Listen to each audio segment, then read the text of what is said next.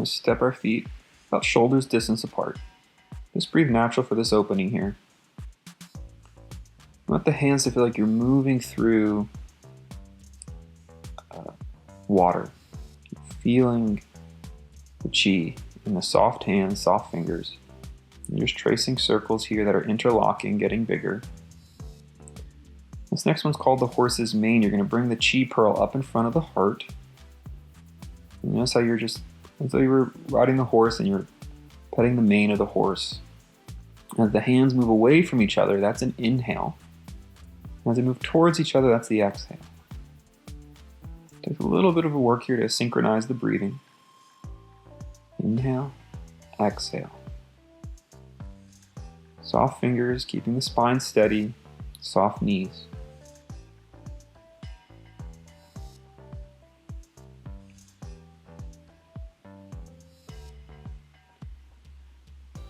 This next one, you can kind of think of an apple sliced in half. You're bringing energy up the apple's core, and then you're going down the sides of the apple. Collecting energy, bringing it up the core, and notice how the fingers at the top are lined like a grid. That the fingertips point at the opposite hand's fingertips. And then we drop the chi down. Inhale up the center. Exhale down the side. You can use this circle graphic on the side here. When the circles move closer together, that's the exhale. And as they move away, that's the inhale. This is swimming dragon with a wider stance, toes slightly turned out. The swimming dragon, you're holding the pearl. And when the bottom hand moves like it is now, it's moving by itself.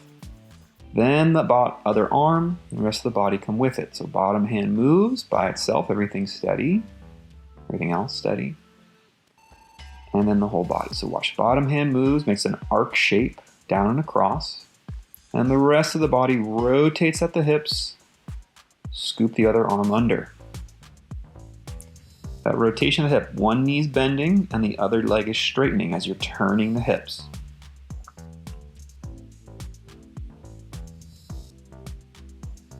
Inhale. I'm going to swoop the pearl around, press straight out in front, rooting down through your tailbone, through your feet.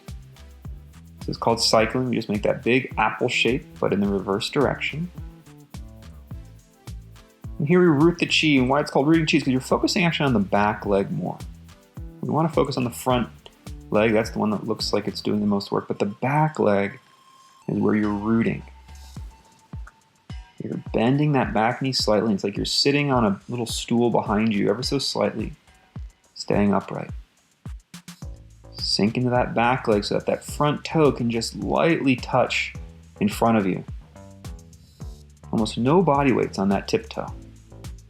But now we move on. Now you're going to plant that front foot as you turn it out. You're holding the tiger's pearl. You're the tiger. You can hold the breath or breathe natural. And then we step back, plant our feet, push hands out, draw the bow. Pushing out with the one hand, drawing the other bowstring back. And we're going to do that to the other side. This is that cycling gesture. Think about the apple. I'm going to root one leg and gently touch with the toe of the other as you root down. Now spin the foot and the hand on the same side. Scoop up the pearl, balancing. You're rooting the front leg now. Holding the breath or breathing natural. Step back, keep the spine vertical, not leaning forward or back. Push out, draw the bow, the way you draw a bow and arrow. Gather.